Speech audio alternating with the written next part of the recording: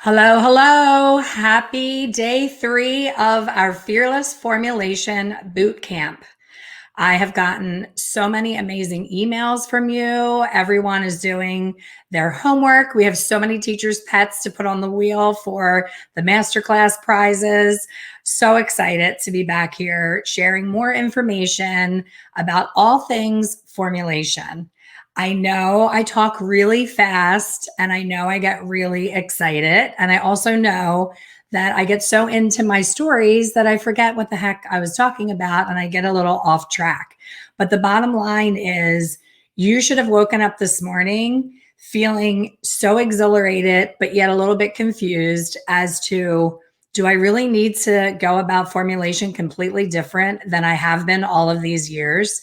And here's what I say to that. If you're getting the results that you are looking for and you are happy and your client is happy, don't change a thing. But there's a reason that you came to this boot camp, especially with the numbers that we saw yesterday of the numbers of years in the industry. We had 38, 15, 19, 26. There was not a single, there was one person, Emily, who was less than 1 year in the industry.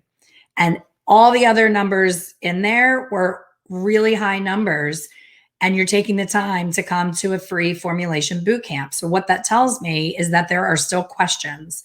And that's what it's all about. It's about seeking answers to your questions and not just continuing to do the same thing over and over again, not understanding why it's not working. Why are you not getting the result that you were striving to get? So I know you all have so many questions, and I promise you, you will have your answers. Tonight is a special night. You all know that I have my podcast, and I've reached out to Dennis Gebhart, who is a chemist and a colorist educator. He has worked behind the scenes. He was a huge part of creating Shades EQ. So he knows the chemistry behind why Shades EQ works.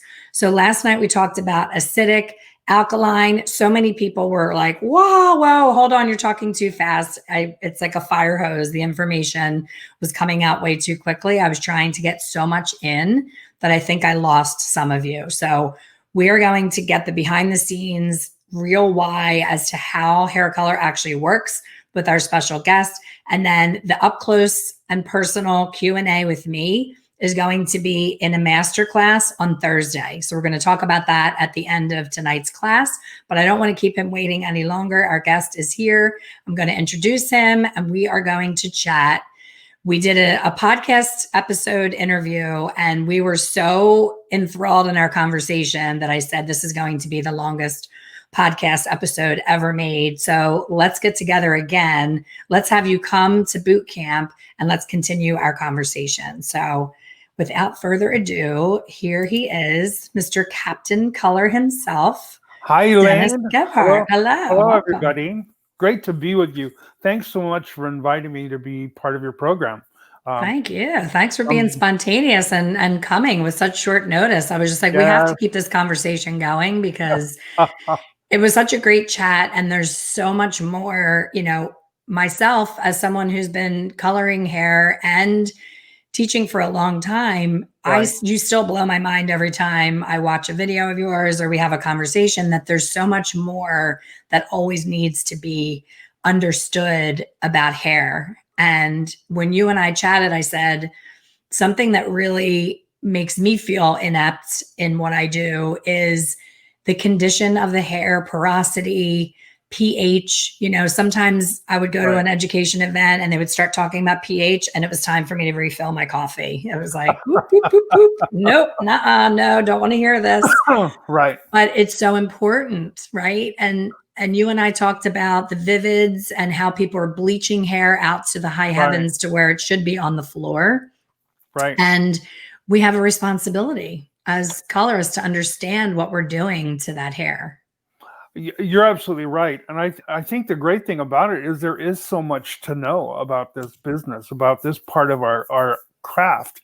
And the more you learn, the more you know, the more confident you become.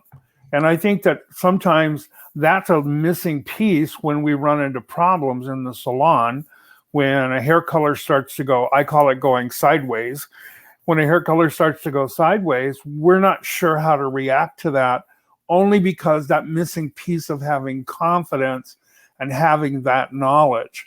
You know, that's the most important thing. I think once you're grounded in that, then your growth becomes exponential. And as an educator, it's important as well, because I truly believe that, you know, educators, you know, they're responsible for the message that's in the field. And so when I look at someone and they're sharing information with me, I don't really think about them at the point. I want to know, where did they get that information?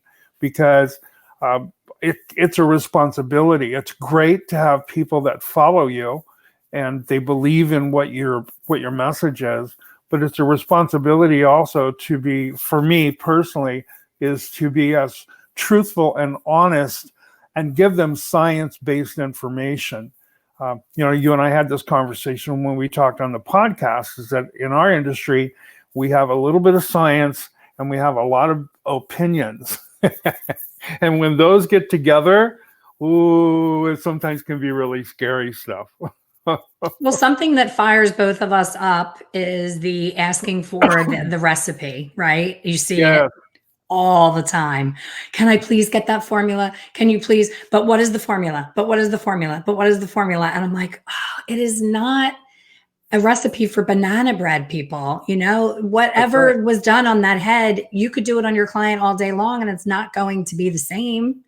It's not paint, you know, it's a chemical. So let's go there. Let's talk about, because I always start my classes with, the most important thing to know is that we are not painting on a blank piece of paper, that it is what we are using combined with what is on the hair. And then the difference between the two is hair color. And I understand that. I'm able to teach that. But I want you to share the chemical, you know, the smarty pants version of what actually happens with hair color and why that is, and why you have to really get behind me here on the developers, because people are really freaking out about this developer having the power. They can't let go of that old school Milady textbook. You know, if you want 4 levels, pull your 40 volume out and you got it going on. So it's all you. All right. So let me kind of give you the pieces. It's kind of like, it's like going to a dance and you're trying to find different partners. And that's really what a hair color process is. So let's first of all place hair color where it belongs. Hair color, permanent hair color, we'll talk about that, and we can talk about demi as well. Permanent hair color is an alkaline product. So that means that on the pH scale, it sets above between 7 and 14. Most hair colors today, just straight out of the tube or out of the bottle, have a pH somewhere between 9 and 10. Simple as that. When we mix that alkaline, okay, with an acid, which is peroxide, and the pH of peroxide is somewhere around 3.5 to 4. Today, with cream peroxides, you don't test them with a hydrometer, so manufacturers are allowed to have a range. So you could take 3 bottles of what are identified as 10 volume. One could be 9 volume, one could be 10 volume, one could be 11 volume, but you could call them all 10. So they're within that range. So an acid, and when you mix it with an alkali, and we call it base. In the laboratory, it's called base. When you mix an acid with a base, what happens is the pH of that mixture changes. So if I have an acid at 3.5 and I mix it with a base at 9, the pH of that mixture, once it's mixed, is 9, because base is always stronger than acid. It is alkalinity always trumps acid. It's like rock, paper, scissors. Always, absolutely. So here's what happens when I mix that peroxide with that alkaline source. What happens is peroxide creates a reaction, and the visual reaction, or the actual reaction that it's happening, is it is releasing oxygen. So as it moves up the pH chart, it releases oxygen. every hair color has, in most cases today, has what we call a catalyst, which starts the action. Most often that's ammonia. And then they have a fixed alkali as well. So it's kind of like your barbecue.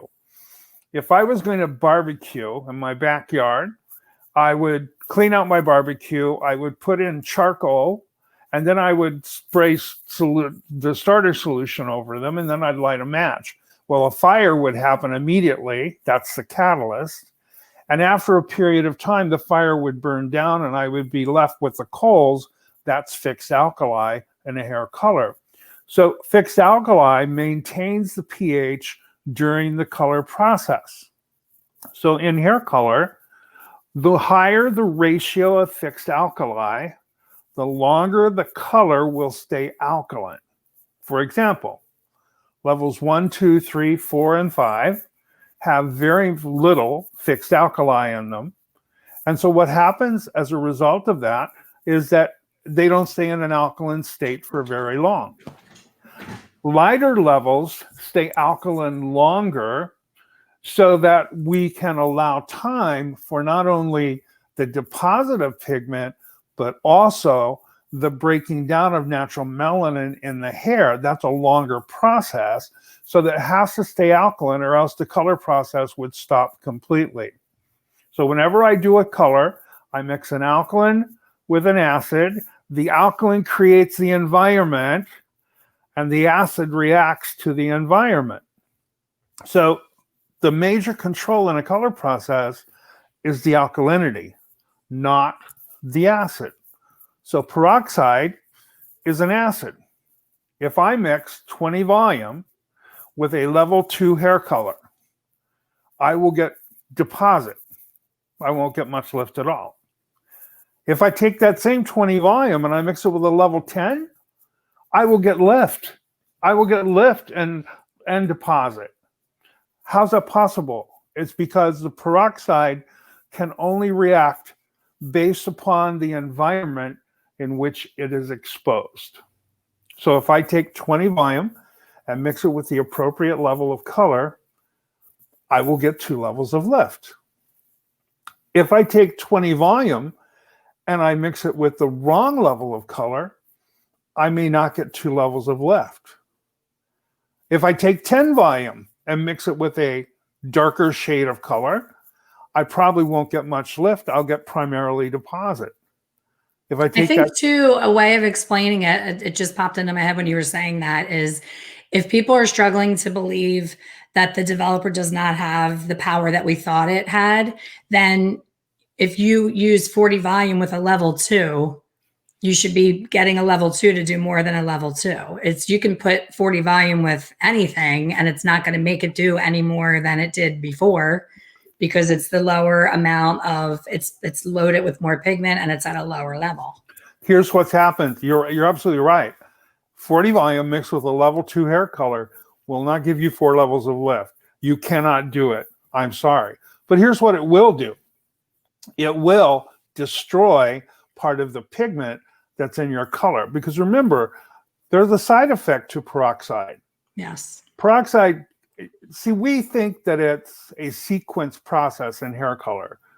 We think that, you know, the peroxide goes in and it breaks down, makes a space, and then it carries in the color. We have this lovely picture, but truly it's chaos is what it is. And it's destruction. We're creating destruction. It is. It is. I kind of compare it to the crazy teacup ride at Disneyland. Oh, it just made me nauseous just thinking about it. I can't do spinnies. I can do roller coasters, but I can't spin.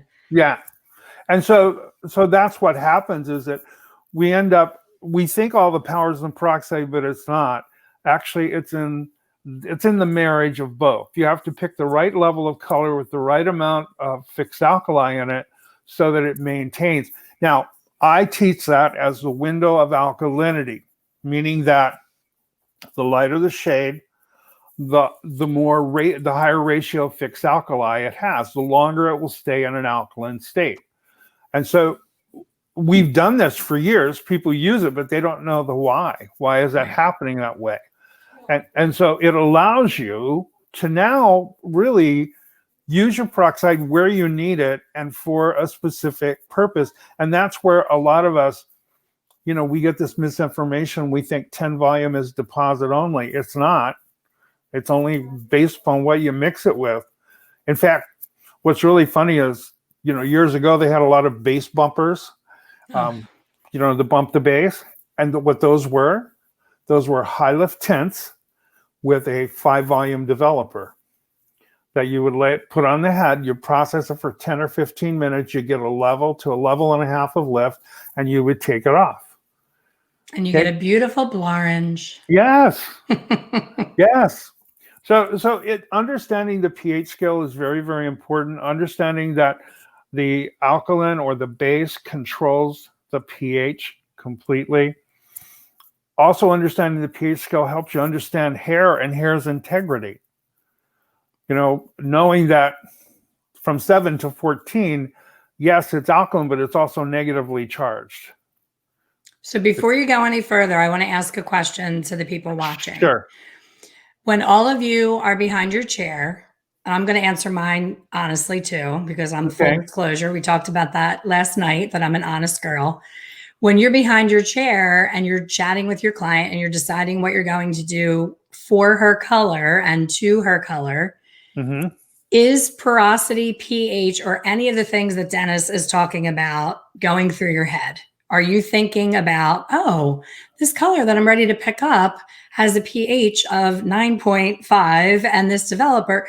I don't think that way. And I'm going to tell you the truth. I don't think that way. And I should think that way, because we talked about how much of a responsibility it is, the chemicals that we're working with, and that, we can really trash the hair big time. And we're not thinking about it. And it's okay, but not okay, because if you're not going to think about it, you need to think about what you need to do after you do the service. So Dennis, you and I talked on the podcast about doing an acidic rinse, which that was new to me at 34 years in. I was like, oh crap, am I doing an acidic rinse? I know I do the Wella color after color service, it's called. So that may be an acidic rinse, and I don't even realize it is, but I know I use that after color to try to get everything to where it's supposed to be. So speak to that, because I'm sure everybody, my mind is being blown. Nope. So we're all kind of in that boat where we love that you're a chemist, but for us, it's like, oh my gosh, I'm worried about staying on time, getting her coffee, getting her mixed and applied, because I'm looking at my watch. I have another client glaring at me. And then we forget about what we're actually doing with that hair color, what it's doing to the structure of the hair and what's actually happening. And then they come back and we vomit all these excuses. We talk about, oh, you must be on medication. Oh, what's going on with your hair? Are you on a new medication? That one. Yeah. And we did it. We're the ones that created the damage in the first place. Well, I think a lot of it is becoming comfortable with the information. And once you become comfortable with it, then it becomes part of the way that you think anyway. You may not know specific whether it's an acid or what, but it would be good to investigate. I tell everybody you should test your products. I don't believe anything that manufacturers tell me. Only reason is because I worked for one for 26 years, and I know that the marketing department creates stories out of the blue sometimes that have nothing to do with the way the product works. You can test the pH of your color. You can take regular distilled water, because you've got cream hair color. So testing pH, you need to test it in a water solution. You take distilled water, take your cream hair color, put a little bit into the glass with the water, make it liquid, stir it around, and then you can test it with nitrazine paper, and it'll tell you what the pH of your color is. Does it matter the measurement of water to color, or just put a little dollop into an amount of water? Doesn't matter. Well, that's the great thing about water. Water is a universal tofu. Water moves right into whatever I love that. The universal tofu. Yeah, it moves right into whatever that pH is. Okay, I love that. Yeah, so you can't test it right on the cream color. It has to be already. And why distilled? I never understand when something calls for distilled water, because someone asked me a question the other day about, I'm out of this developer, can I make it into a 5? And I said, technically, you're supposed to have distilled water. I never have it in the salon, so I will use water in a pinch. But what is the difference between distilled and distilled water is the purest form of water that you can have. There's no minerals in it. It's very clean. It's clear water base.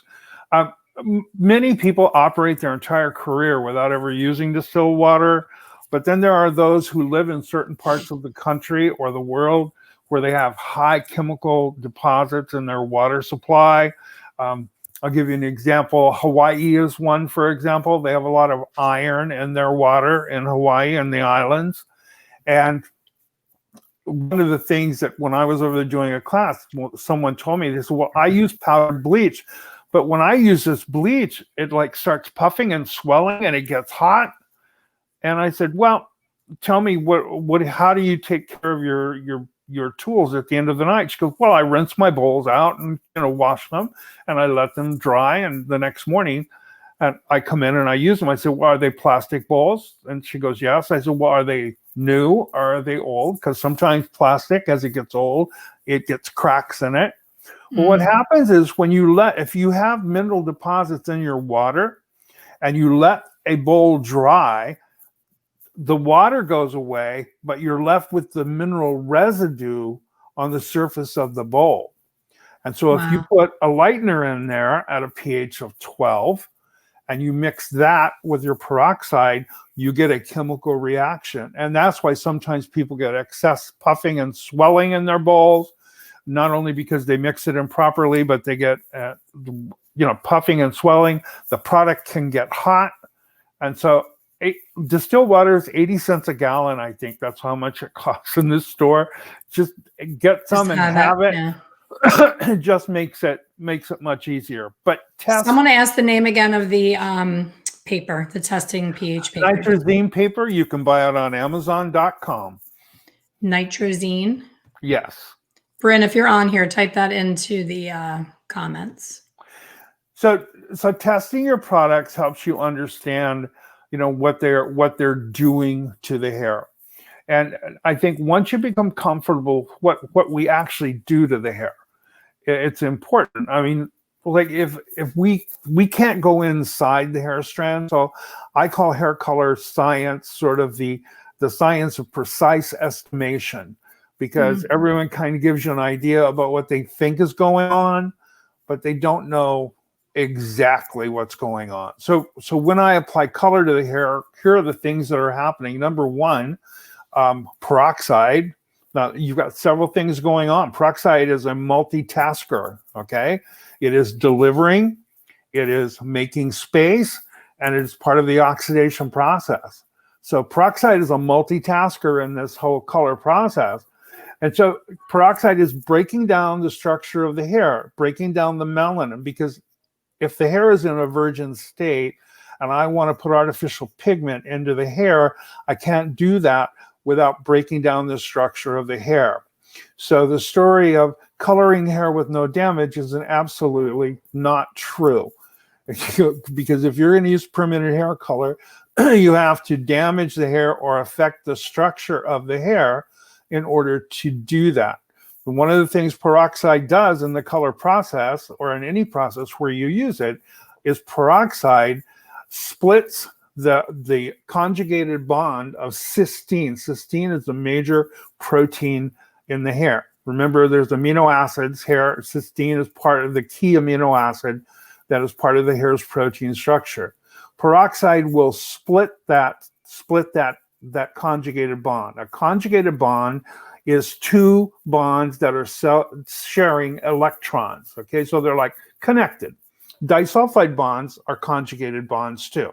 Di, from the Greek word, means two. Sulfide means they're sulfur bonds. So those are also conjugated bonds. So peroxide breaks those down as it's fracturing our pigment. And as it fractures the melanin in the hair, the pigment in the hair, as it gets smaller, it starts reflecting more light and absorbing less light. That's what lifting is. That's the word we use in hair color, is we're going to lift it. You're not really lifting anything. Actually, what you're doing is reducing. You're breaking it down into smaller pieces so it reflects more light than it absorbs. Some people call that an undertone or an underlying pigment. But in reality, an undertone or underlying pigment, it kind of gives you the idea that there's something underneath that we're revealing, and that's not what we're doing at all. There's nothing underneath there.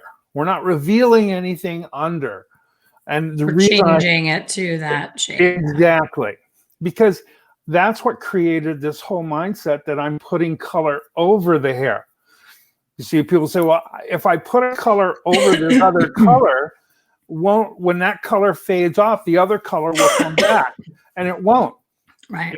If You're changing the structure and the chemistry of that strand of hair. Exactly. So that's what peroxide is doing.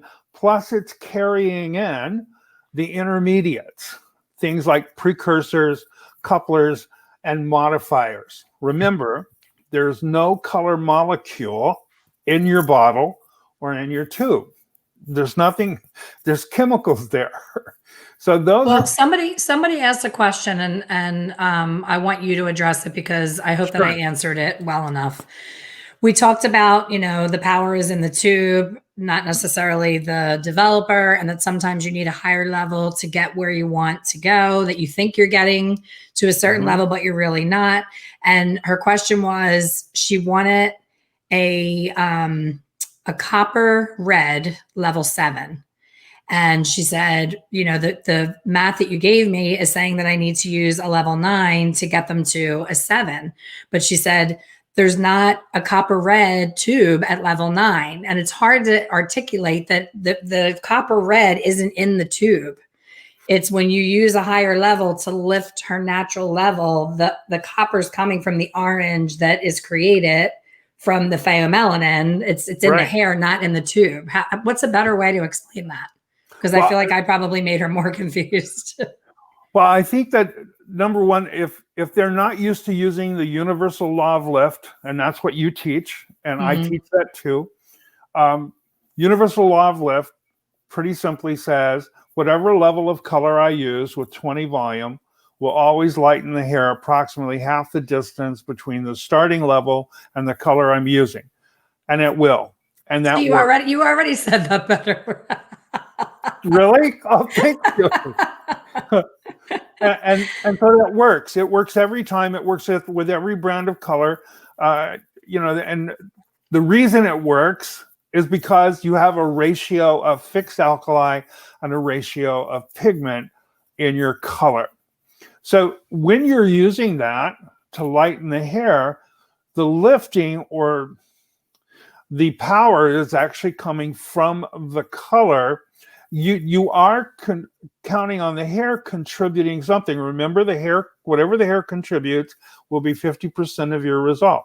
Yes. Doesn't matter. It'll always be 50% of your result. So I use the universal law of lift a lot. Now, a lot of people who are probably watching this, and if you've probably been taught volume for lift as well, which there's a reason you were taught that. You were taught that because that kept you on a narrow pathway. As a manufacturer, if you're using my product, I want to teach you the safest way to formulate so that you don't go too far out of the bounds. So by keeping you with volume for lift, I know that you're not going to expose too much underlying pigment, as we call it, to really create any issues. So like, according to theory, I could use a 7 on a 5 with 20 and make a 7. I could also use a 9 on a 5 and make a 7. Here's the difference. The 7 on the 5 is not really a 7. It's close to it, but it's not really a 7. And so to counter that, what manufacturers taught was there's 3 shades to each level: a dark shade, a medium shade, and a light shade. So if I use a 7 and 20 on a 5, I get a dark side of a 7. If I use a 9 and a 20 on a 5, I get the light side of a 7. The problem with that is it screws up people's understanding of levels because they don't know what level they're at based upon what their training was, whether it was volume for lift, our universal law of lift. And it's tomato. It's like, it's Yeah. whatever your percent. It's so hard to change that after years and years of doing it. But when I teach that at a class, I always look out in the audience and I always have like one of these looks looking at me and I'm like, oh, she hates me. She hates everything I'm saying.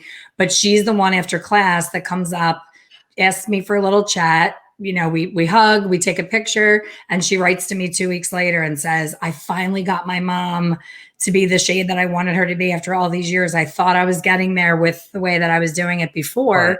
Your way sounded absolutely insane and I was terrified of it, but it actually worked. And people will say, but the math says, you know, I'm going to need a level 12. And I'm like, yeah, the math is saying it's not possible to make someone who is a level 2 into a level 9 in one step with a tube. That's so the math is protecting you from yourself. It's not wrong. It's saying, don't do this. It's a really bad idea. So it actually is a protection. Right. And that's important, I think, because you have to know whether or not you're going to make your goal. And so when you're formulating, you have to ask yourself, what's the hair going to contribute? What am I going to need at that level in order to give me the color result that I'm looking for? So working with that and understanding that what the hair is going to help you with, it's going to give you what the color you're looking for, if you're fortunate, because, you know, sometimes the hair doesn't respond the way you expect it to. And there's a reason for that, because it depends on what type of melanin is in the hair. You might have a high ratio of eumelanin in the hair, eumelanin, and that is very diffused pigment, easy to lighten. You've probably all had a client like that, where you were going to cheat. You didn't think you'd make it as light as you wanted, but it got there, and you were just tickled pink because you encountered a head of hair that was much easier to lighten. What about the client that has granulated pigment, very tightly compacted pigment? That's called pheomelanin. That's a client that no matter what you do with them, they're going to have warmth. They're going to have extreme warmth. Even if you make them a blonde, there's a great chance that within the next 10 to 14 days, that pheomelanin has a tendency to actually reconnect. It comes back. And so that's when your blondes start turning brassy. So you kind of have to know that. Now, how do you know that? Because you don't have a scope. You can't go inside the hair. You hold the hair between your fingers.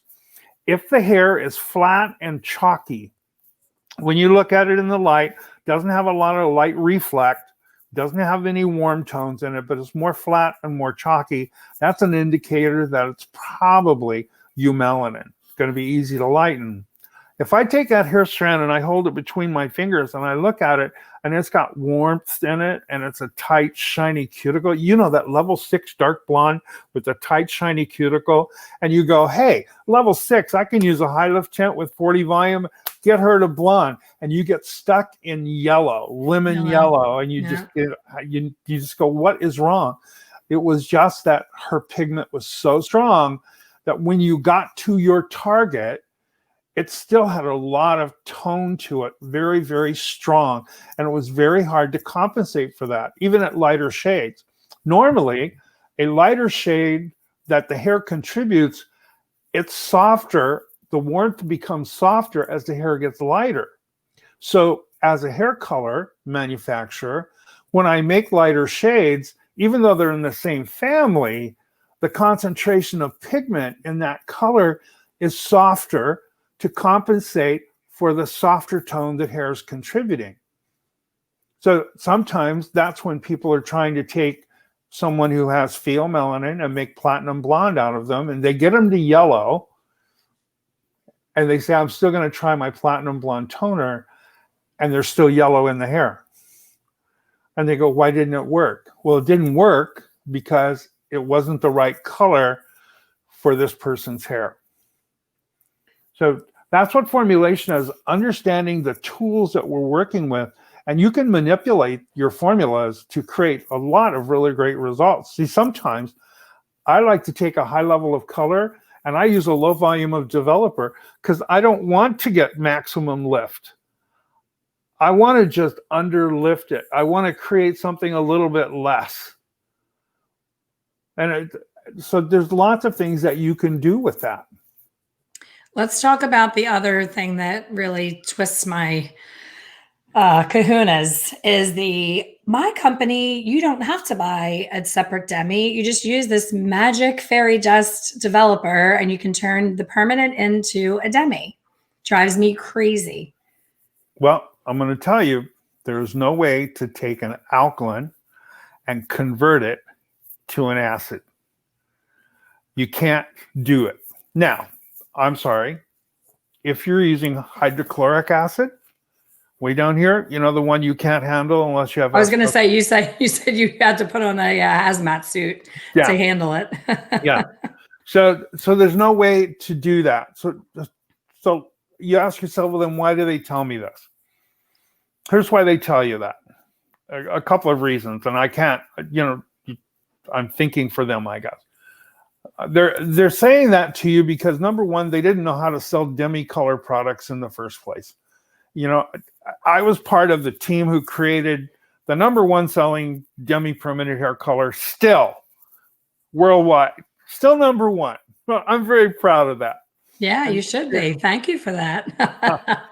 I remember I'm aging myself because demis did not exist when I started coloring hair. So when shades came out, it was like, whoa, this is so cool and exciting. Right. Do you remember the bottles of filler where it was like a bottle of gold, a bottle of red, a bottle, you had to basically make your own demi fillers. So that was exciting. And it was a very innovative product at the time. And it is still really well done, but confusing. Don't you find Shades EQ, like the numberings, the lettering system? One of the emails, which I totally forgot to write her back. If you're on here, someone wrote to me and said, sometimes I need green and I don't have green, so I'll make it. And when she was saying the formula that she made, she was using my biggest fear on planet Earth is new users of Shades EQ that are not informed picking up an AA.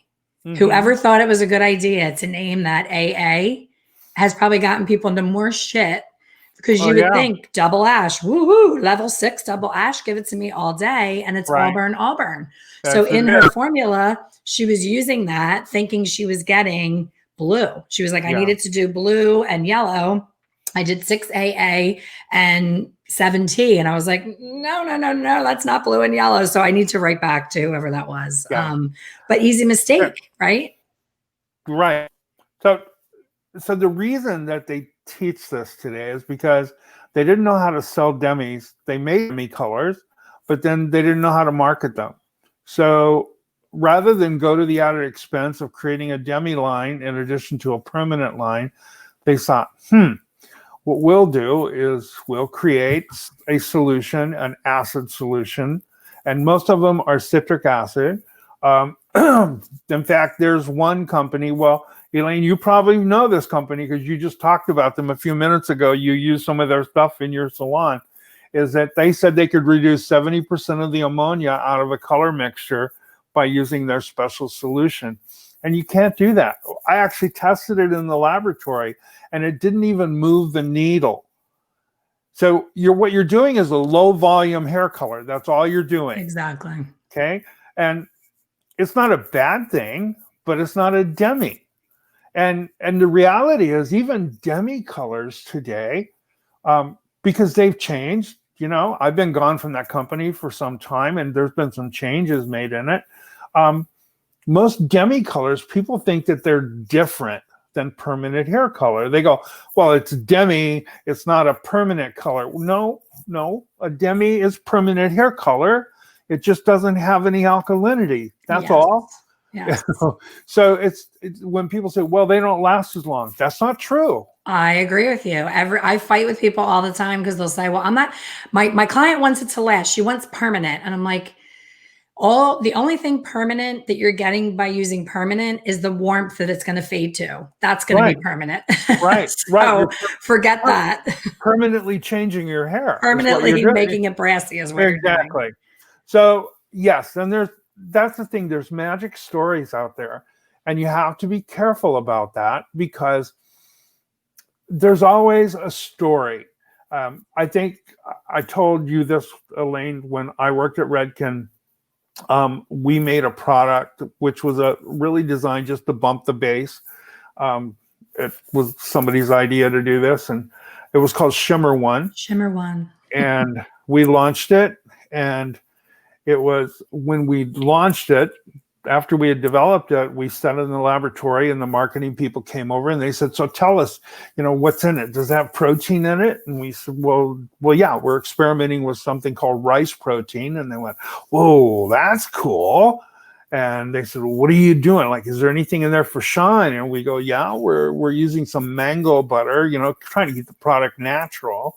We're using mango butter for shine. Ooh, mango butter, rice protein. Ooh, that sounds really great.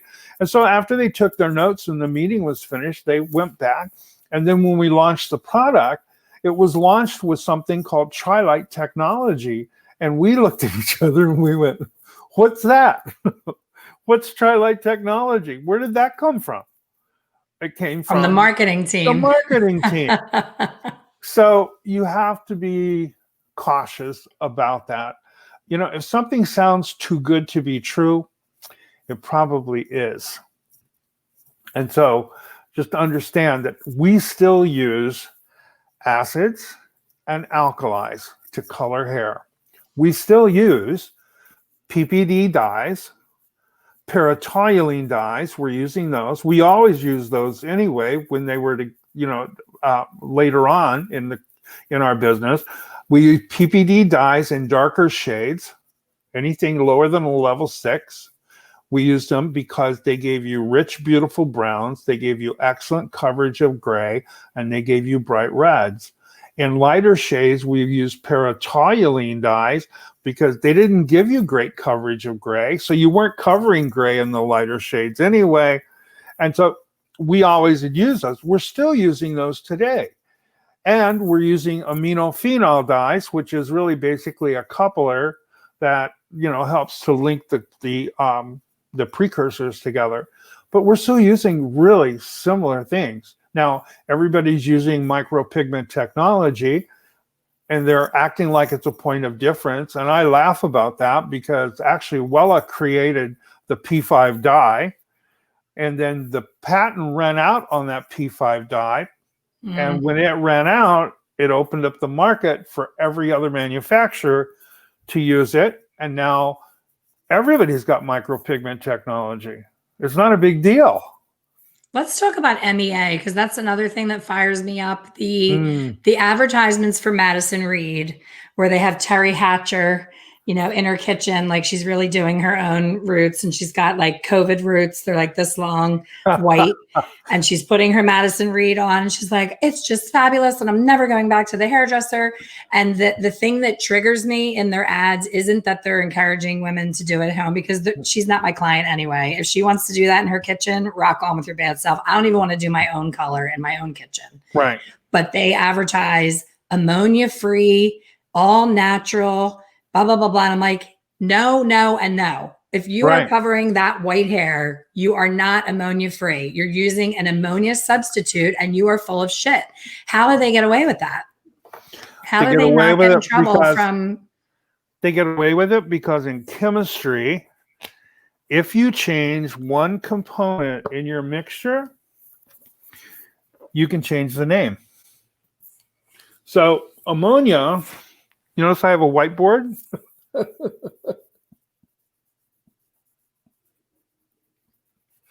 Ammonia. Move it over because I can't see it. I don't know if it's just my, there we go. That's better. Okay. Ammonia is called NH3. If I drew that out, it would be one nitrogen molecule holding 3 hydrogen molecules in suspension. That's what ammonia looks like. If I take one of these hydrogen molecules and I change it to alcohol, I can now change the name. And the name is MEA. Mono, meaning one. Ethanol, meaning alcohol.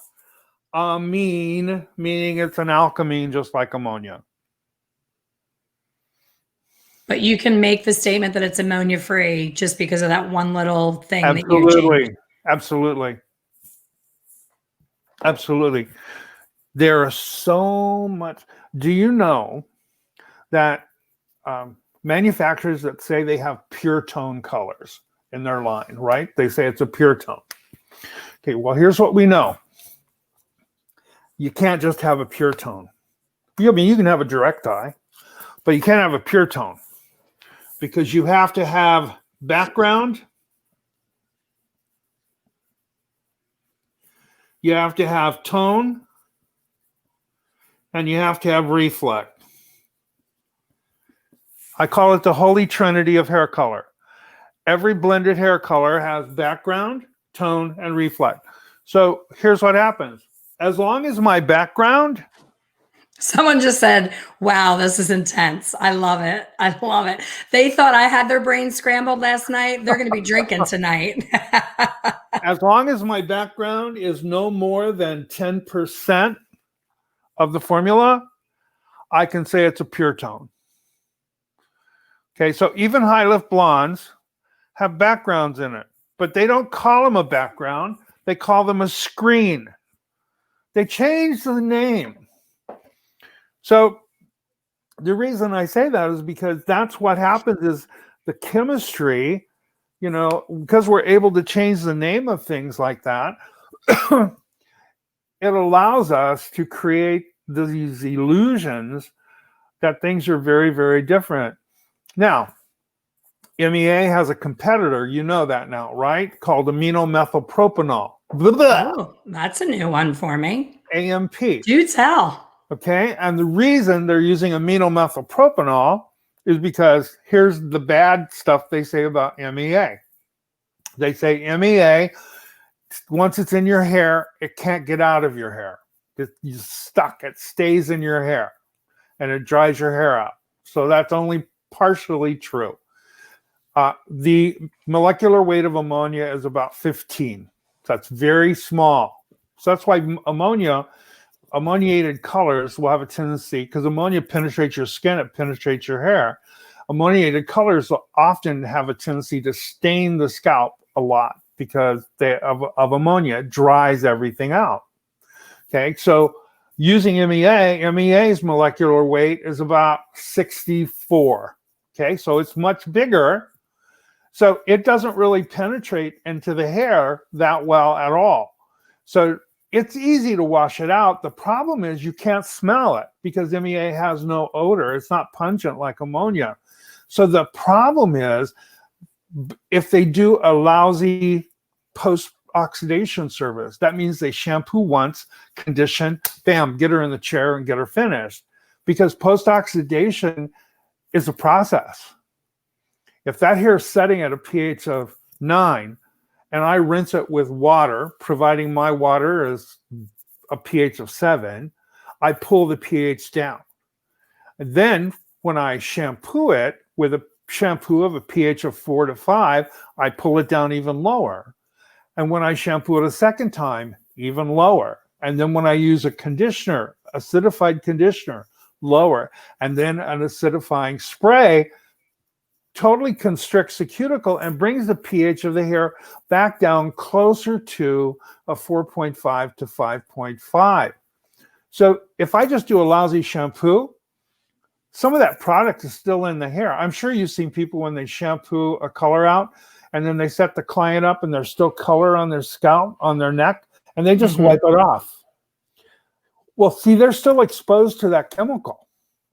So if you don't do a proper post-oxidation service, when that client leaves, that color, that residual color is going to continue to process and oxidize. It will dry out the hair and it will make the hair brittle. In addition to that, if you don't do a good post-oxidation service, remember when color develops, it doesn't just develop in the cortex of the hair, because as it's setting in the bowl, it's developing and it's getting bigger. It's getting fatter. So there's going to be residual color that's partially developed that gets stuck in the cuticle layer, so that it never makes it to the cortex. It never makes it. So if you don't wash that out, that client goes home, and the next day she gets in the shower, she puts her head under the water, and she watches her color run down the drain. And she goes, oh my God, my color washed out of my hair. Well, all the color didn't wash out of her hair, but she believes it did because she saw it run down the drain. And once they see that, you can never convince them any different.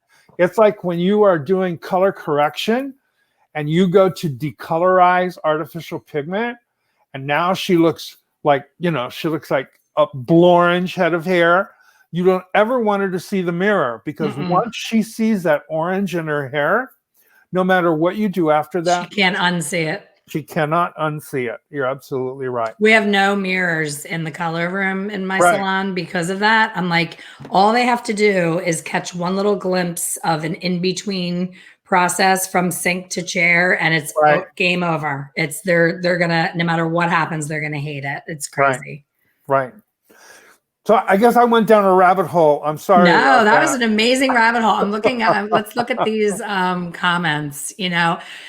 What's popping into my mind as you're saying that is most of us get so busy behind the chair doing what we're doing that we put that shampoo service in the hands of someone that may not have been properly trained how to really remove color properly. I cannot get over when someone comes to work in my salon and they've gone through 1,800 or whatever hours of beauty school, they are not taught properly how to remove hair color. And I'm like, I get that you didn't really learn a lot of color. I get that you really don't know what you're doing with cutting. It's a lot, but shampooing, come on. You should at least know how to take down color and remove it properly. But to your point, behind the ear, it's caked in there. Inside that little ledge inside people's ears, they'll have a big hunk. Not to mention, how did that colorist go ham with that? Why is there color everywhere? Why is it down here on their forehead when they're leaving? That makes me crazy. There's no hair here. Why is there color here? Well, here's what we know about consumers. Consumers will judge the value of a service not just on the completion, but on the process as well. So if they look like they've been in a major automobile accident while they're processing, they're going to question the value. And my mentor always said to me, Dennis, remember this, as long as they perceive the value to be more than the price paid, price will never be a challenge. Yeah, I agree. So you do those things that, I always say, imagine that, that everything's white. And so stay clean. Well, I think we talked about this the other day about the proper use of a color brush. I always say to people, I hold a brush up and I say, these are the bristles. This handle, this is not a bristle. There's no color does not belong on this handle. Because if color gets on your handle, it's going to get on your glove. On your hand, yeah. Yeah, it's going to just, and, we have to stay clean and precise with our work. And when we do that, it creates added value. And see, for me as a consumer and for my clients, many of them always say that my favorite part, I love everything you do, but my favorite part is the shampoo. And so, that is the part, that's the time that, they really get that personal me time. And it's also in a color process when you're taking the color down, it's a great time for you to talk to them about why you're using the products that you're using. And it's going to help them to maintain their color while they're away. So that's a perfect segue into another question I have for you is I am never really 100% confident in what the hair is telling me that it needs in regards to protein versus moisture. That's always been a struggle for me because I feel like hair always needs both. but knowing when you use a certain product, is this a moisture conditioner? Is this a protein? I do know that too much protein can make the hair brittle. You have to be careful. So what should the people watching, what should they be conscious of when they are at the back bar and when they're recommending things to their client to keep it at its best? Okay, great. I'm probably going to say some things that may contradict the way people believe. So I'm going to apologize in the beginning. Since I worked with the company that started the whole protein restructuring story years ago with a product called PPT, which smelled like... Oh, yeah. Oh, it smelled awful. I can still smell smelled it when you just awful. said that. So when we were making those products, okay, liquid protein, the way they were made is they used hooves, horns, hides. You know, they were an animal protein. They were boiled, and the residue then was used to process, and they made a protein treatment out of it. Basically, protein was glue. And basically, that's what it is. Protein in your hair. I've never heard that before. Keratin is a polymer. Polymer is another word for glue. And so really, that's what we were doing with those products. We were gluing the hair, gluing them around the hair. So what happened is that people would over-process or leave it on too long or do it too many times, and the protein would become hard. And then when they would try to comb through it, they would break the hair. In 1977, they changed the process, and they used enzymes to process it. So you got a different type of protein. It was still animal protein at that time, but it was less aggressive on the hair. Today, in 2020, we don't even use animal protein.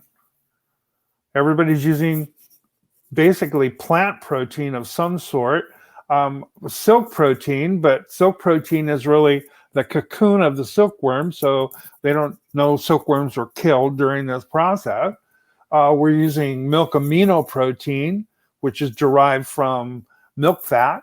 We are using protein from quinoa, which I never really understood how much protein they could draw from that, but we're other sources today. So protein today really won't break your hair, but that break your hair story has stayed around for so many years that people are still very, very concerned about it.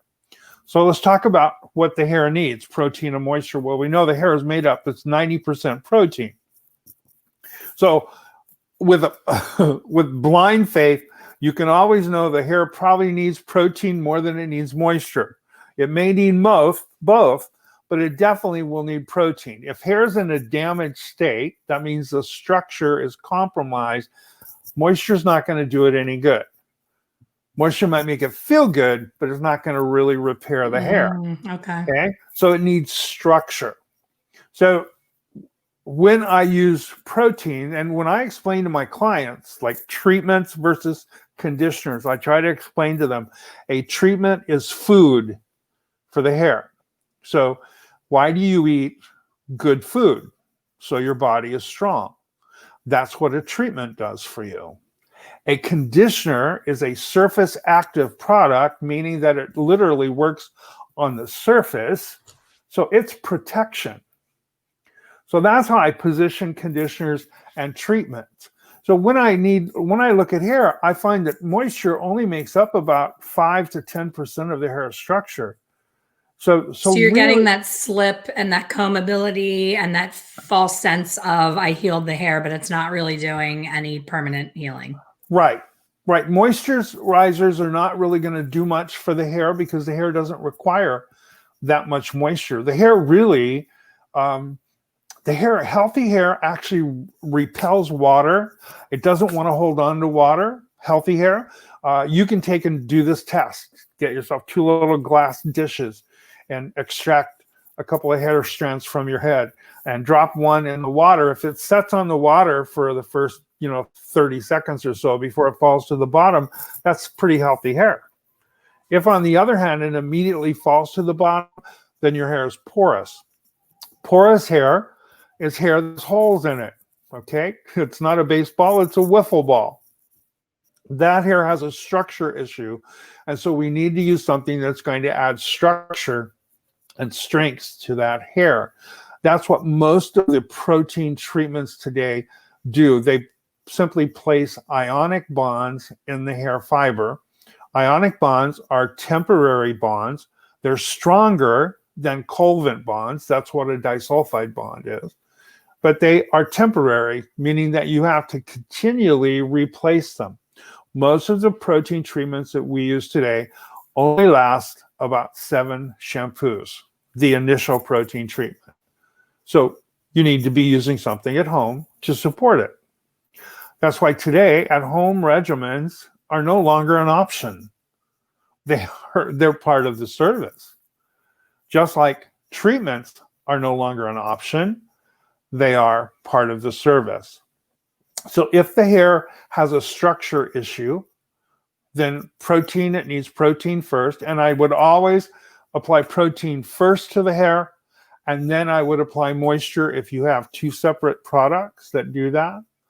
If you combine them in a mask, you're giving up a little bit of each in order to make it convenient and in a mask.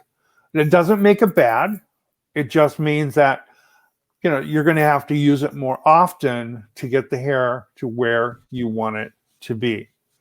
Okay, and what about the order? Like, do you recommend getting the hair in better shape prior to a lightening service or doing it after the lightening service is already complete? I recommend if the hair is in question, I recommend it prior to a lightening service. Here's the thing. If I use a protein treatment, even if you take there's a protein treatment that I use that when a client comes in for a foiling or any type of a color placement where we're blonding her hair, I always spray that on the previously lightened hair first and just gently brush it through with a paddle brush. What happens is, remember, that's a positively charged product. And the hair, when the hair is lightened, is in a negative state. So the hair is swollen. So it's negative, positive to negative. So that now is placed in that hair. So if I accidentally do an overlap, the hair is protected. Because remember, bleached hair, if it's just bleached, it swells about 22.5%. So it goes from skinny hair to really fat hair. If I use that spray on it, it's going to shrink the cuticle and it's going to make the hair, it's going to give the hair a protection. So sometimes I use it prior to a color service, and I always am using it after as well. And what's an example? You don't have to say one particular product, but what would be like 2 different examples of that spray? Let's see. Cat by Redken would be an example of that. I think that Joico has a product also that you can spray into the hair. So is it a porosity equalizing spray? Is that what you're looking for? Or is it something different? It's actually, it should have some protein content in it. It can equalize porosity by, shrinking and swelling slightly, or shrinking slightly, but it needs to have some sort of protein in it. So I don't know, it would depend on what's in the ingredient deck. But something to protect it. Definitely, whatever protein treatment you're using, you definitely want to treat after the color service as well to make sure that hair is in as optimum condition as you possibly can make it. Oscar said, what is an example? Why are you guys not telling us? No, he said it. Oscar, he said cat. Redken cat was an example. And what's another one? Can you think of another one? Let's see. Yeah, Formula 18 leave-in conditioner is one. Okay. That's funny. The reason I try not to talk about different products is because I try to stay brand neutral, because there's a lot of products out there that do a nice job. And I want to give you the option, my colleagues, the option to make your decisions. Well, perfect segue into something else that I wanted to talk about, and that is being drinking the Kool-Aid and being so tied into a brand, thinking that one brand's tube of color is different than several other brands, and swearing up and down that you're going to die if you don't get that brand that you've always worked with. You and I had a great chat about that on the podcast, and we both have a little bit of inside information from different sources on, you know, the reality of hair color. So I want you to speak to that a little bit, because we're brand free, we can have this conversation. If we worked for a manufacturer, we would lose our mode of employment for having this conversation. But I think it's important for people to know, because it is. They carry around that swatch book. I was talking about that last night. It's like the holy grail. And I'm like, throw that sucker out. It is ruining your career, because you're believing that those threads are going to turn people's hair the color of the thread, and it's nothing but thread. And you don't know if it's white thread or brown thread. And it's such a misinformed version of what is in that tube. Yeah, so, if you're fitting them for a prom dress, that swatch is probably good to work with. You know? I like that. But not when you're going to color hair. So here's the thing about hair color. And to give you a little bit of history, I worked for a company for 26 years. That's a long time to be with one company. And I made a lot of robots because, you know, in education, people love your education and they want to use what you use. I mean, just those kinds of people. But here's the thing that I learned a long time ago, is that hair color, all hair color, doesn't matter who makes it, out of the gate, they're all pretty much the same. I mean, they really are. They have surfactants, you know, they have solvents in them. They have different types of, you know, precursors and couplers and all of that, but they're all pretty much the same. The differences are what I call the enhancements. That's what they really sell. You know, when I started doing hair color, there was only like 5 brands of hair color that sold in the world. And there were about 7 places where you could buy raw goods. So, you know, you buy your raw goods and then you make your color. In 2020, right now, last time I checked, there are 62 brands in North America.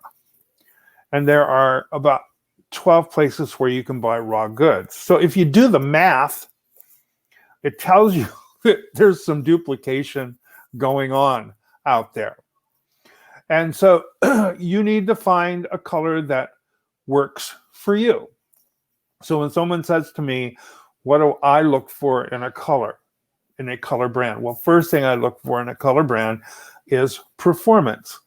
So whatever color I use, and even the company that I worked for all that time, I never believed anything they told me when they told me what the color was. I always did my own testing because I wanted to know how the color performed.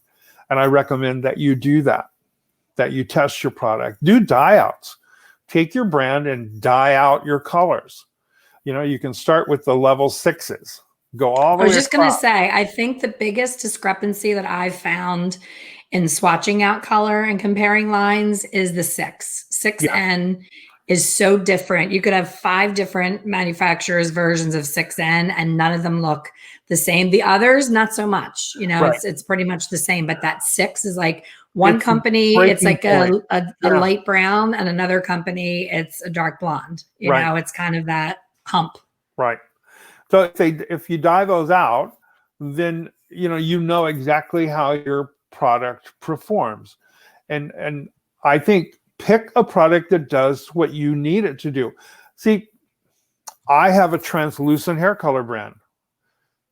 It is created to be translucent, and I use it when I need translucent results. I have an opaque hair color brand, and I use it when I need opaque results. Right. I have other different colors that are tools for me that work well for me, for what I need in my salon. I remember when I represented a company, people say, well, I like this color that's made by brand X. Can you tell me how can I make it in your color? And there's so many times I wanted to say to them, just buy that color. That's what I do. I'm the world's worst with my reps don't like me because I am the queen of cherry picking. I've never met a line that has met all of my needs. No. In 34 years. I can't do it. Of course, I could get all kinds of trips and free things and rewards for spending all the money. It hinders me as a business owner, but as a colorist and performance wise, it has really made a difference for me to know, to your point, it's not this brand is better than this brand because of this. It's, to your point, translucent versus opaque. It's it's the finish of it. Nail polish is a good example. The new matte came into fashion where there's no shine at all.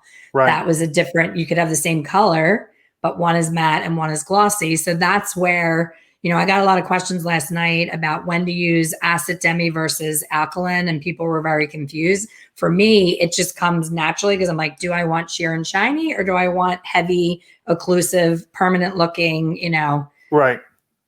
totally, heavy coverage is how I picture it. That's how I pick. But you're a chemist, so I'm sure you would answer it differently. But it's funny because you have this way of being able to bring the chemistry into it. Like, there's a comment, I want to go back and find this and show it on the screen because I think this sums up how I feel about tonight and having you here. I think it's pretty cool because you and I have such different styles of teaching, and there's going to be people on here that hear you say something that I may have said over the last 2 nights, and they didn't hear it the way that I said it, and they're hearing oh man, how far back is it? It was like, Elaine, you should have charged for this class. This is unreal. I've really thought I hated chemistry, but this is amazing. I have to find it. That's exciting. When I hear somebody when say you that, I go, when you hear chemistry is exciting, like that just totally made my night. And I was trying to keep track of it to put it on the screen without interrupting you, and now I lost it. But I love that because, like I said, I mean, they can probably even see my face when you get deep into your chemistry. I get this like haze over my eyes of like, wow, you're really losing me. I just want to talk about, what it does, but you do have to understand the chemistry of it, so you do make chemistry. Here it is. I found it. So we don't know their name because of StreamYard, but it says, you should have made us pay for this. I didn't think I liked chemistry, but this is great. I'm so interested. I need more dentists. Oh, bless your heart. Thank you for that. You know what? My mentor would be proud that I got a response like that, because it really is exciting. And once you know a little bit and you want more, and the more you get, the more you want to know. And it really is. And it makes you feel so good because, we were talking about color is color. And I think I told you this, Elaine, when I first opened my non-branded company. I went over to CVS and I bought a box hair I love color, this story. and I did it. I did the color on a model and I posted it on Facebook. And in my post, I said, "Why would a savvy colorist post a box hair color on social media?" I said, "Because it wasn't the color; it was understanding how it's the hands and the brain of the Yeah. colorist, not the actual physical. Most times, I mean, there is some crap product out there that doesn't do what it's supposed to do, but for the most part, the pigments and all of that are pretty much across the board, and it's user error most times. Right. So I always say, find a color that you're happy with, that does what you like. I mean, really, most people in our industry pick a color based on, does it smell good? Does it mix easy? Can I shampoo it out of the hair well? I mean, can you see the criteria is really different? It's nothing about what's in the product. And then that leaves that open for, I call them ingredient poachers, to come around and say, "Oh, that's terrible. That's a bad ingredient." And the funny thing is sure, if you extracted one of those ingredients out of the hair color brand that you're using, it's possible it could be toxic. But when you put it in the ingredient deck, it becomes inert. It's no longer toxic. Lots of things are toxic that we don't realize. I mean, we have this client, I call her Death by Cinnamon, because she loves Dr. Oz, right? And she watched an episode of Dr. Oz, and he was talking about the benefits of cinnamon, making it part of your daily diet. Well, she's one of these people that if a little is good, a lot must be better. So she was putting cinnamon on everything. Now, suddenly she started not feeling well. She started having respiratory problems. She went to see her doctor, and the doctor doing the checkup and everything, and he was giving her a list of things to be aware of. And before he left the examination room, he says, and be sure that you don't eat any cinnamon. Really? Yeah, because cinnamon can damage your body if you eat too much of it. I have to tell my best friend this because I turned her on to coffee. She was never a coffee drinker. And we were on vacation and she fell in love with cappuccinos, lattes, all the fun coffees. And she is completely anti-sugar. Like you cannot pin her down and force sugar in her mouth. She's no sugar. Right. So she would say to the waiter, can you bring me one of those little silver, I don't know what they're called in the restaurant world, but it's a little cup that you put salad dressing in. She would have them fill that with cinnamon and dump it into her latte. And she has cinnamon like with everything. So what does it do? Because she's having some issues with her health. It affects your breathing, and it can damage your liver. She has asthma too. Oh yeah, that's a true story. Well, how about the kids doing that damn cinnamon challenge? How did they not die? Do you remember that? You had to do like a spoonful of cinnamon and take it all at once. I think that, in one dose, just doing it once, right? Not saying, but this woman, she put it on everything. Put it on her eggs. She put it on her potatoes. She put it on everything. But the point of it is that all those things can be toxic. I mean, like any of you look on your labels for skincare, and you might find sodium hydroxide on your ingredient deck. And you're going to go, oh my God, that's hair straightener. I can't use sodium hydroxide. But in a cosmetic, it is a pH modulator. So if the product is too acid, they put sodium hydroxide in it to balance the pH. So be careful of ingredient poachers. That's what I call them. They say, well, that ingredient's really terrible. That ingredient's really, well, it is, I guess, in its own right. But when we put them together, I mean, think about this. Most hair colors have a solvent in them, and it's propylene glycol. That's the solvent that they use. Because propylene glycol, as a solvent, it allows other ingredients to mix together. That's what a solvent does. Now, you're on the East Coast. When you were in New York, you probably identified propylene glycol a lot because it's a key ingredient. It's something called antifreeze. Okay, now you would never put antifreeze on your hair, would you? But you do.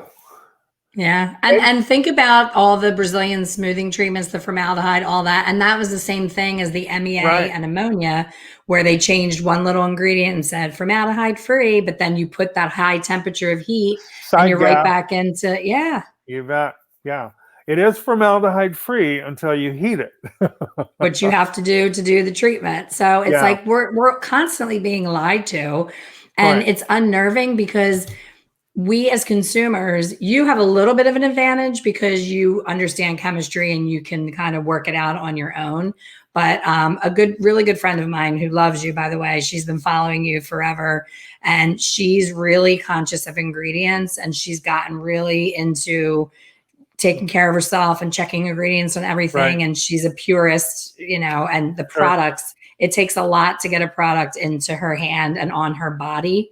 Because she said, you cannot imagine how sick we're all getting from body lotions and potions and all this stuff that we're perfumes and deodorants and all these things that we're using that we're getting sick from, and we don't even realize it. Right. It's pretty scary. There are 50 different ingredients that you can put under the heading of perfume or fragrance, under fragrance, and you don't have to identify the ingredients.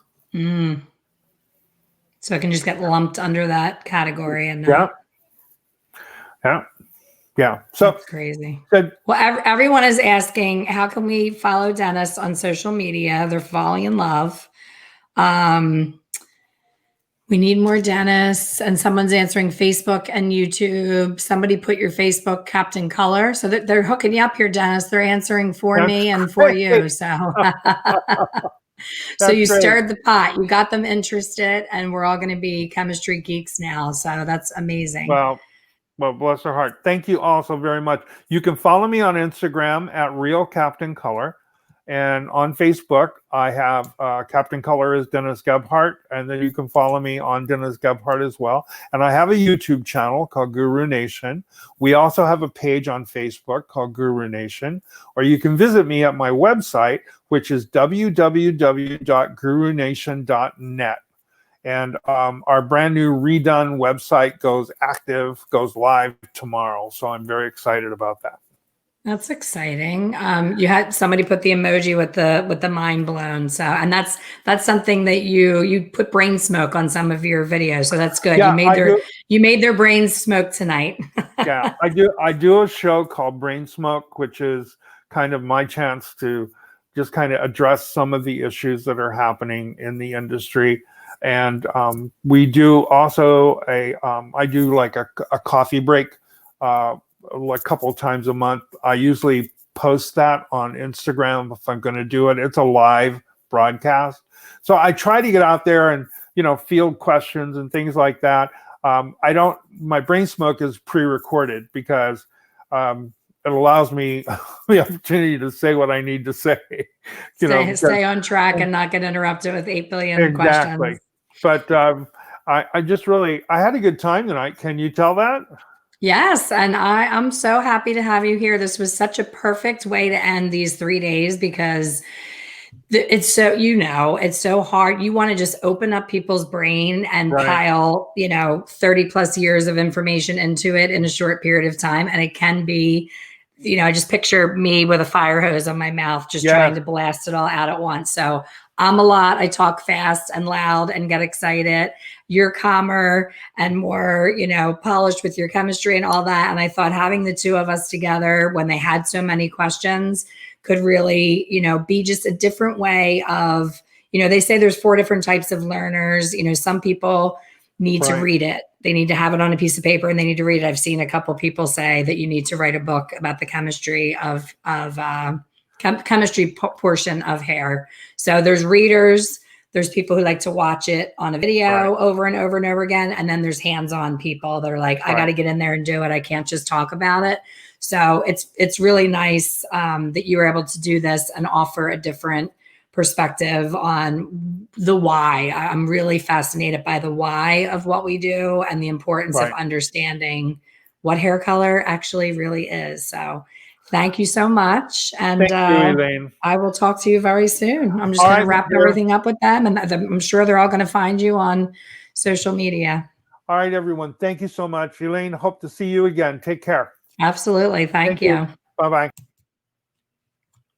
So that was amazing. I love all your little emojis with your mind blown and all that. Of course, I don't want this time to end. I've loved spending this time with all of you. We've had a great group here, very engaged, lots of people doing their homework and really, participating in this workshop and going all in. And I know that, it's late. I could sit here and answer questions for another 3 hours, but I think you guys got a lot of information and, you want to have this all settle in and you're going to have even more questions after tonight. So there was questions from day 1, questions from day 2, and now there's going to really be questions from day 3. So I wanted to invite you to another masterclass where we're going to do it over Zoom because I want to see you. I want to see your face when you ask a question. I want to be able to look at you and ask your, for more details and not through a chat. And I know over 2,000 people signed up for this boot camp. And every single night I can look up in the corner of my screen and see how many people are on here. And it's been the same number every single night. And it's hovering right around 145 people. So think about that, guys. 2,080 people signed up for a free opportunity to learn more about their career and their craft behind the chair. 145 or sometimes less actually showed up and participated and wrote to me, answered my emails, did the homework, really let it settle in, tried things in the salon. So you'll hear me talk often about the 80-20 rule, that 20% of people go all in what they do. They love what they do. They do it. They do their very best. They care about the quality of what they do, and they're giving it their all. 80% of people are on autopilot and they might as well be asleep. They're just going through the motions. They get in their car and they drive to work and they don't even know how they got there because it's such a routine and they're just going through the motions of life. So if you are not making the income that you deserve to make, chances are you're not all in. There's things that you could be doing differently. And again, I can't get 34 years of knowledge into 3 evenings. I've done my best to give you a really good foundation to see that there's a different way of looking at color. And there's so much more. There's things about application, things about consultation, things about the business side of the industry. And that's why I have my membership, Hair Color Secrets Insider membership. You can join monthly or you can go all in and join for the year. So there's amazing bonuses if you sign on for the year. What I have found to be true is that the members that say, I'm in, I want to do it for a year, have gotten the most results. They've showed up for the coaching calls. They've done everything that they were supposed to do. So the masterclass that I am inviting you to is to introduce you to the membership and to answer all of your questions, of course, but to talk to you about how you can go further with me as your mentor. Dennis is just one of the people in my network of people in the industry that are so knowledgeable and so eager to share with you. And for you to study this and study that and go to this person's class and go to that person's class, not only is it confusing and exhausting, but it's expensive.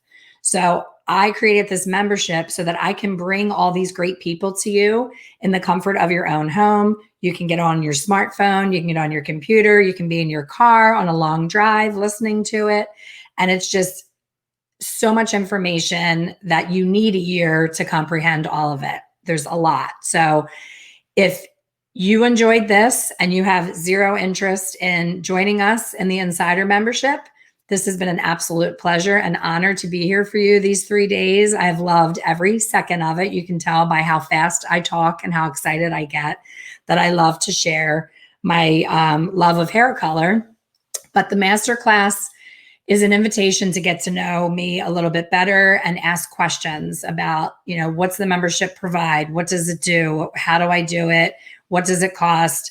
What's it all about? That is what the masterclass is for. So I hope that you'll join us for the masterclass. There's one on Thursday evening at 8, and there's one on Sunday if you can't make it on Thursday. Bryn has put the link here in the chat. It says Expert Color Solutions, mykajabi.com, blah, blah, blah. It says masterclass. If you don't find it in the chat for some reason, Bryn's amazing. She's going to be sending you follow-up emails, thanking you for coming to this 3-day boot camp and offering you the masterclass. So I hope that this is not the end. At the very least, I hope that you'll continue to see me on my coffee chats. Come see me on Expert Color Solutions Facebook page. I am there every Wednesday, sharing my love of all things hair at 10 a.m. Eastern Standard Time every single Wednesday. I will be there tomorrow. I hope some of you will join me tomorrow. And I'm on YouTube. I have my podcast, Ask the Color Expert. I have my book, but I have so many tools and so many ways that you can be in my world, whether you're in the membership or not. I have single classes that if you just want more about formulation, there's the Fearless Formulation 21-day challenge. This was like a really packed into 3 days mini version of Fearless Formulation. But I would say start with the book, then go into Fearless Formulation, then go into Hair Color Simplified, then go into the membership. But the offer you're going to get in the masterclass is the ability to get all of those things for just the price of the membership. So I hope to see you in the one of the master classes. I want to see your faces. I want to meet the faces behind the names that I've seen in this chat. And from the bottom of my heart, this has been an amazing 3 nights. And I really appreciate your time and attention. And I wish you all great health, wonderful holidays coming up. And let's all make 2021 so much of a better year than 2020 has been. Let's just make it great. Let's get a fresh start and, live a better life and make more money. Let's defy those national averages I talked about last night that are not okay. All right. Thanks so much. I will see you all soon.